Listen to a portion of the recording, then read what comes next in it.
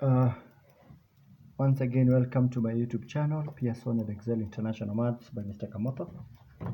And we've been talking about reverse chain rule, integrating using reverse of chain rule. And we continue to discuss the same using example 9 of topic number 7, which is integration of pure mathematics book 3 international advanced level.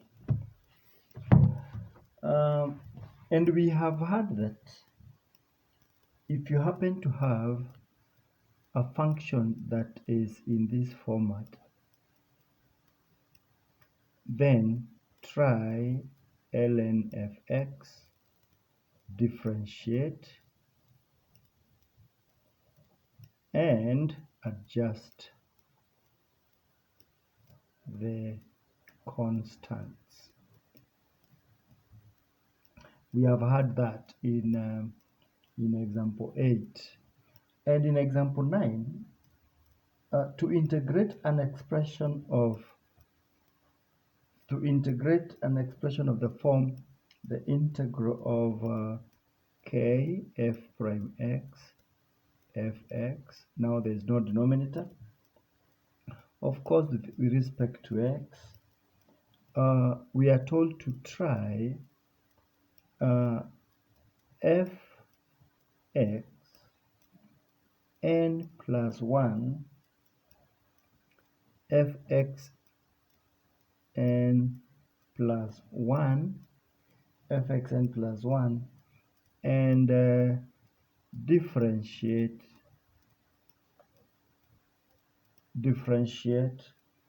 and adjust any constant. We will exactly do this in example 9. And let's just talk about example 9 and part A. In example 9 part A, we are supposed to integrate 3 the cosine of x sine squared of x with respect to x. And I want us to give a close examination of the function that we have to integrate.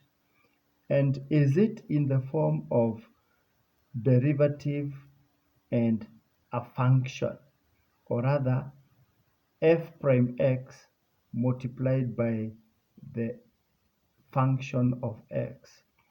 If this happens to be the derivative of this function, then we should try taking the function of x, which has just been increased by index or in the index by 1, and differentiate and adjust any constant.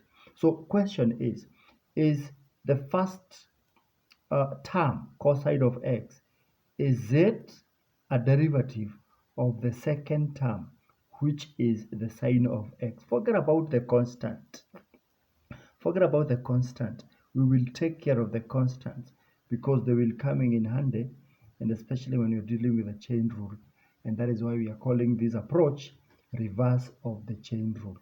If the answer is yes, this is a derivative of this, then let y be equals to the sine n plus 1, and the sine now, the function was sine squared x, and we need the function with an index which is increased by 1, so x cubed x. And at that point, we can proudly now talk about the derivative, differentiating this function, which is equals to 3 sine squared of x. That is after we differentiate the whole term. But now we go deeper, we go inner to integrate now the function of x, or rather the term that is just containing x. And we're talking about sine x. The differential of sine x is the cosine of x, and that is now the use of the chain rule. And the final submission is 3, if we just interchange the terms here, 3 cos x sine squared x. Compare this with what we were to integrate, and they match perfectly, and therefore the integral is the integral of the function given is, yes, this function um, sine cubed of x plus, of course, a constant c. Please note that if this is a derivative, this must be a function. Integrating a derivative, we go back to the function. And let's just go back to look at part B of the same. Now, integrate x into bracket x squared plus 5, and this is cubed dx. Now, this is probably the derivative of what this is term 1 and this is term 2. Does this look like a derivative of this part, this bracket? Yes, it's only that we have to adjust some constant, because the derivative of x squared is actually 2x, but what we have here is x. But remember, try this one and differentiate it and adjust any constant. Because there is a room for adjusting the constant, then we, let's say, y is equals to x squared plus 5 raised to power 4. Of course, the power has to increase by 1, meaning that dy dx is going to be 4 x squared plus 5, that is the outer part. Of course, we now differentiate using the chain rule, the inner part, times 2x. And you're going to have 8x into bracket x squared plus 5. Of course, this is when we differentiate this one, we got 4x squared plus 5 raised to power 3. The power reduces by 1, so this is power 3. Now, let us go back to what we have.